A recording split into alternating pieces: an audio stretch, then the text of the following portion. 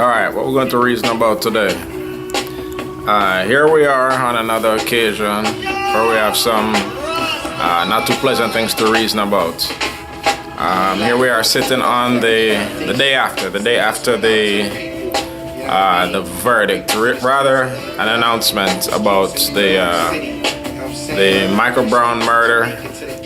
Would be trial, but not going to be a trial, where the police officer that murdered Darren Wilson won't even see trial. It won't even go to trial. It's a very sad day. You know, last night, all hell broke loose in Ferguson. As you would imagine, right? As emotional as the situation was, despite whatever you may think about the evidence that was there, it's hurtful that somebody could be murdered, in my perspective, in cold blood, and his murderer, because he happens to be one who wears blue, doesn't even have to answer for it. He gets to go to the grand jury, give his side of the story, have no cross-examination, and go home free. So, you hear the song playing right now is kind of appropriate to what's going on, what was happening last night anyway. They're burning and they're looting. Burning cop cars, looting stores, and erupting. Nobody likes to see that sort of reaction. The violence, your gunshots ringing out as people were upset. Nobody wants to see that, but it's understandable to a point. So you see people, burning down their own neighborhoods, burning cop cars, causing all this damage, looting their stores. And it is a reaction that does not, in and of itself, serve much purpose other than to keep the media there. However, as I heard somebody on MSNBC say last night, it was a professor who was in the area saying, years from now when we look back at this and we see all this burning and looting going on, everybody will just say, these people are crazy, they're thugs, they're this and that. He said, worse than that, they're hopeless, right? So you're hopeless because you have a set of people who are supposedly there to protect and serve your community. But these people do not feel like they're being protected and they're being served when one of them can murder one of the young men in your neighborhood and not even have to answer for it. So it's like, who's on your side? So they're hopeless when it comes to the justice system or the injustice system. So, and beyond that, justice system in the United States has, it's slanted towards the rich and powerful and those of another complexion. So our communities have all kinds of problems. By no means am I, evading that. Hopelessness comes in many different forms. High unemployment, dropout rates, the socioeconomic issues where people don't see much of a future. So if you don't see much of a future for yourself and you don't see much prospects going forward, and you see a system that in your view is stacked against you, where you don't even really count, where you don't feel valued at all. So when you don't feel valued at all, you feel your life has no value because this kid can just be shot, murdered in the street, left to sit there for 4.5 hours before anybody even deals with him. So you feel like your life has no value. And hey, they don't care about my life.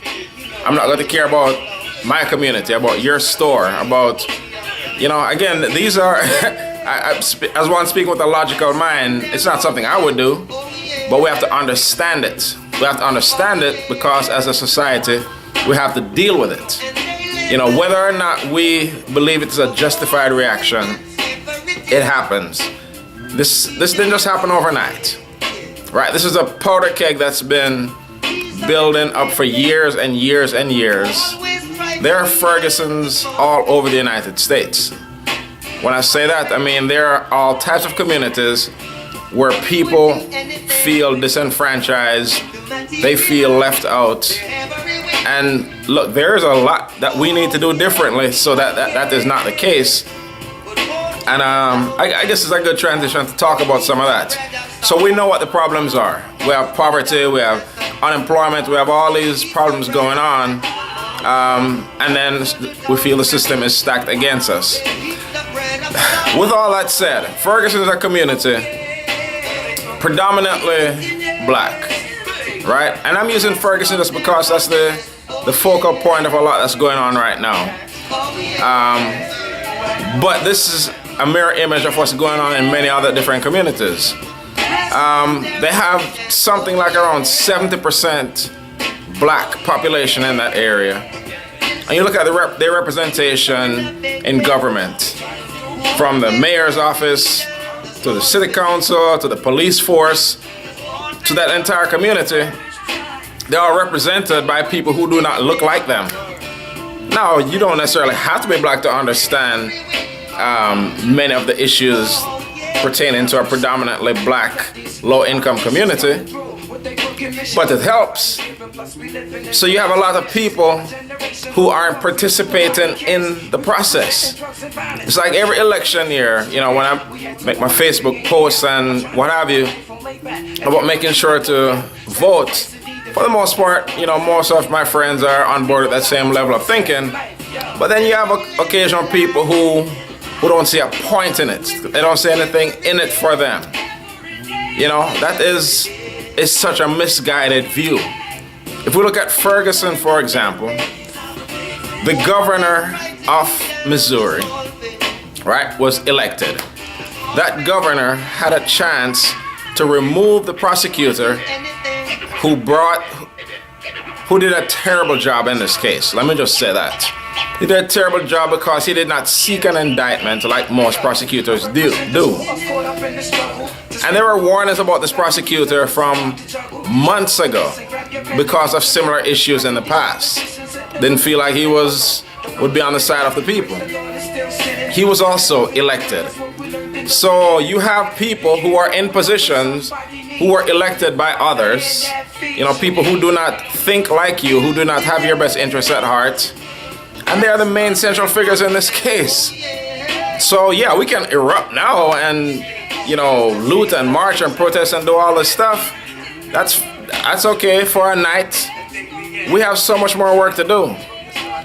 And, you know, like I said, Ferguson is just a representation of one of our communities. That same story is going on all around the nation. So, I mean, the important thing is kind of what we do next.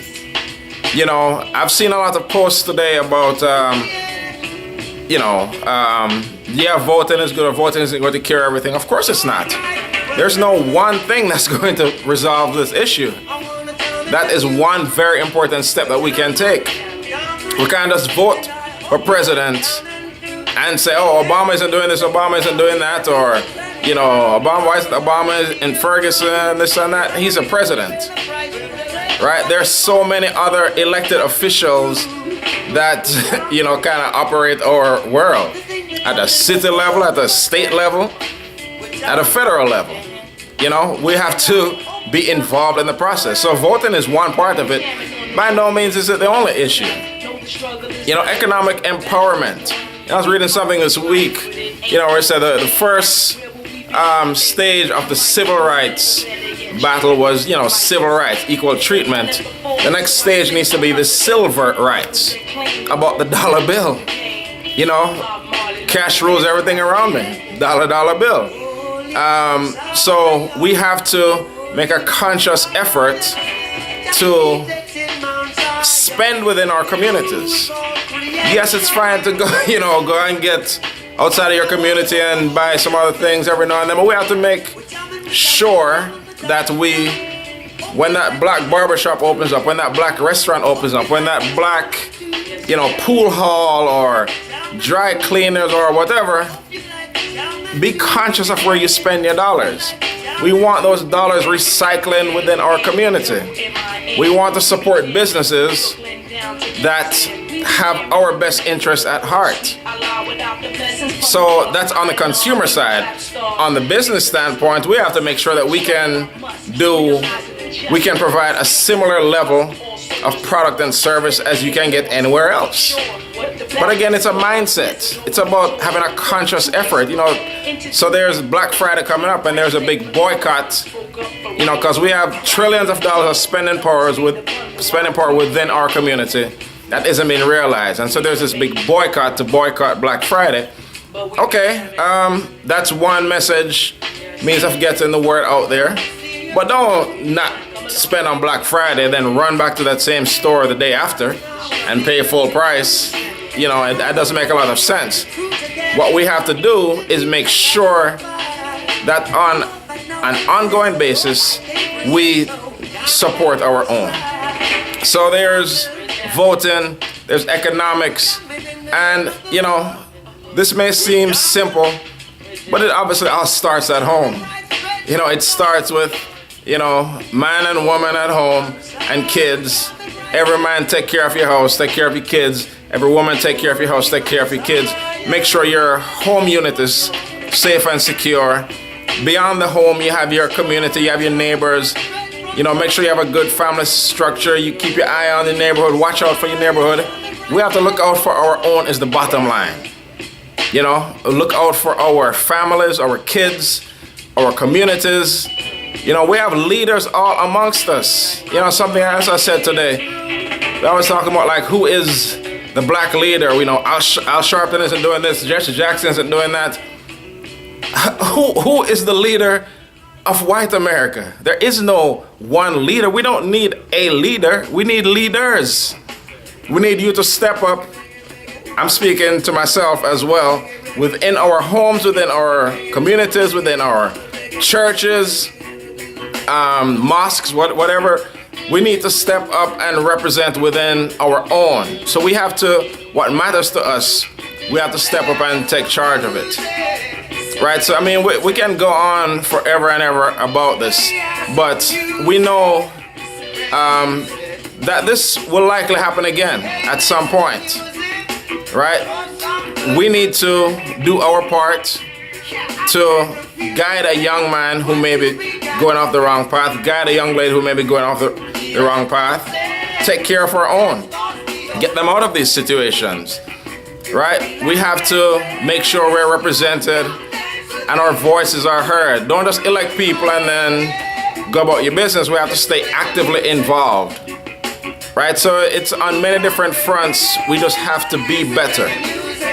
We don't want more of these incidents taking place. Right? It doesn't matter that Mike Brown wasn't the perfect kid. Who is? I wasn't. Whoever's watching this, you probably weren't either. Right? But when something happens to such an individual, we just want there to be justice. How do we guarantee that there's justice? Well, we can't guarantee it. But I'll tell you what, if they hear our voice, if they hear our vote, if they hear our dollars, they will listen to us more. They will listen to our issues more. They'll pay attention to us more. And we need to be in that position to be the one calling the shots.